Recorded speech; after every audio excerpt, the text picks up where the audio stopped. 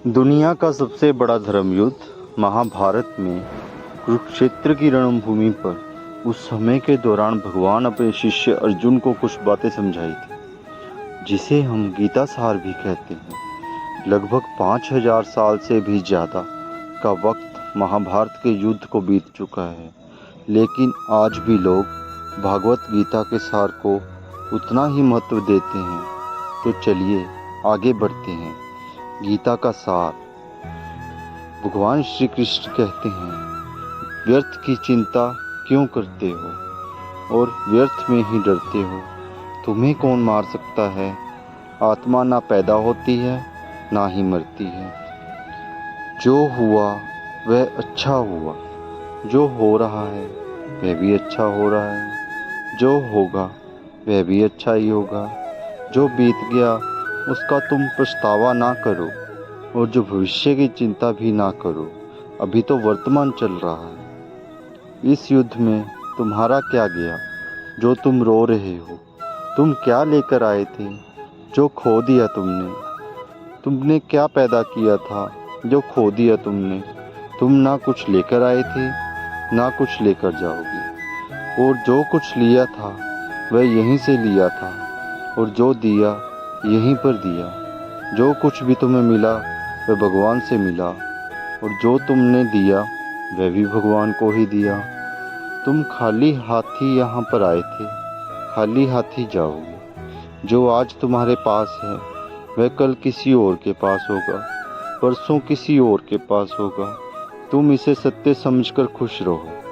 बस यही बात तुम्हें अंदर से खुश कर सकती है। दोस्तों, जैसे हम आजकल पैसों को लेकर ऐसे करते हैं, पैसा भी किसी का नहीं बना। आज हमारे पास है कल किसी और के पास होगा। इसी प्रकार से भगवान श्री कृष्ण ने 5000 साल पहले ही ये बातें बोल दी थी अर्जुन जी को, कि जो आज हमारे पास है कल किसी और के पास होगा। चलिए आगे बढ़ते हैं। भगवान श्री कृष्ण कहते हैं, इस शरीर का मोह मत करो, यह तो माटी में ही माटी मिल जाएगा। अमर तो आत्मा है जो परमात्मा से मिल जाएगी। लोग अपने शरीर को सुंदर बनाने में लगे रहते हैं, पर आत्मा की सुंदरता शरीर की सुंदरता से कहीं ज़्यादा महत्वपूर्ण है। शरीर तो नश्वर है, मिट्टी ही तो है, मिट्टी में ही मिल जाता है, पर आत्मा अमर है। इसलिए शरीर की सुंदरता पर ध्यान दो। आत्मा की सुंदरता अपने को श्री कृष्ण में लीन करने में मिलती है। जो हुआ अच्छा हुआ, जो होता है अच्छे के लिए होता है। कभी कभी विपरीत परिस्थितियां भी हमारी वर्तमान स्थिति को अच्छा करने के लिए आती हैं। मन चंचल है, इसे संयमित करना कठिन है, लेकिन यह अभ्यास से वश में हो जाता है। मन चंचल होता है, यह इधर उधर भागता है और किसी भी कार्य की एकाग्रता का दुश्मन है।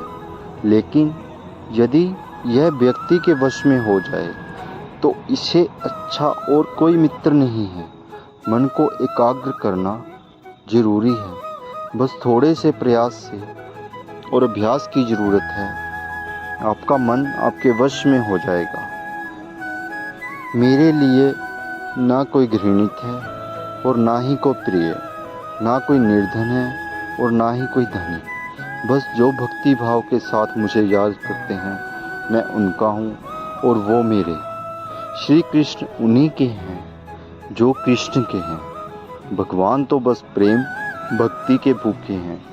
जो भी उनकी भक्ति में लीन होता है, जो भी प्रेम से उन्हें याद करता है, वो सदैव उनका कल्याण करते हैं। मैं हमेशा तुम्हारे साथ और तुम्हारे आसपास रहता हूँ, चाहे तुम कुछ भी कर रहे हो। जब भी आप कोई बुरा कार्य करते हो या अच्छा कार्य करते हो, आपको लगता है कि आपको कोई देख नहीं रहा, तो यहाँ श्री कृष्ण कहते हैं कि तुम जो भी कर रहे हो, मेरी दृष्टि सदैव तुम पर है। इसलिए आप यह मत समझें कि आप अकेले हैं, आपके साथ सदैव श्री कृष्ण रहते हैं।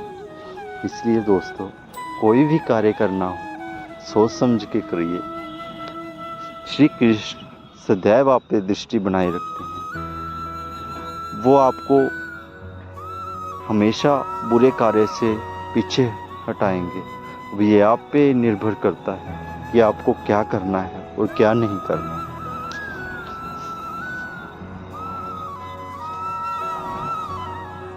परिवर्तन ही तो संसार का नियम है। जिसे तुम मृत्यु समझते हो वही तो एक नया जीवन है। इस संसार में तुम एक ही क्षण में करोड़ों के स्वामी बन जाते हो, तो वही दूसरे दरिद्र एबी बन जाते हो। मेरा तेरा छोटा बड़ा अपना पराया इन सब चीज़ों को अपने मन से निकाल दो, तो फिर सब कुछ तुम्हारा है। तुम इन सब के हो। यह शरीर भी तुम्हारा नहीं है, नहीं तुम इस शरीर के हो। यह अग्नि जल वायु पृथ्वी आकाश इन सब चीज़ों से मिलकर शरीर बना है। आखिरकार इन सब में ही मिल जाएगा, लेकिन यह आत्मा स्थिर है। और तुम क्या हो? तुम्हें अपने आप को भगवान के सहारे छोड़ देना चाहिए। तुम्हारे लिए यही सबसे उत्तम उपाय है। जो उनके सहारे हो जाता है वह भया चिंत शोक से दूर और मुक्त हो जाता। श्री कृष्ण कहते हैं, वह सब कुछ करो जो तुम्हें करना है, लेकिन लालच से नहीं, अहंकार से नहीं, वासना से नहीं, ईर्ष्या से नहीं, बल्कि प्रेम करुणा नम्रता और भक्ति के साथ। नरक के 3 द्वार काम क्रोध और लोभ। जो व्यक्ति कामी प्रवृत्ति का होता है, जिसके मन में लोभ होता है और जो अत्यधिक क्रोधी स्वभाव का होता है, उसके लिए नरक के द्वार सदैव खुले होते हैं। अर्थात ऐसे व्यक्ति को तो सिर्फ नरक में ही जगह मिलती है। तो दोस्तों, ये थे भगवान श्री कृष्ण जी के उपदेश, जो युद्ध से पहले उन्होंने अर्जुन जी को दिए थे। दोस्तों, अगर यही सारे उपदेश हम अपनी ज़िंदगी में उतार लें तो आपको ज़िंदगी में कोई भी नहीं हरा सकता। बस इनको अमल करने की देरी है। हाँ, मैं मानता हूँ कि एकदम से अमल नहीं कर पाएंगे। धीरे धीरे एक एक चीज़ अपने जीवन में उतारना शुरू करिए, फिर देखिए आपकी ज़िंदगी बदलनी शुरू हो जाएगी।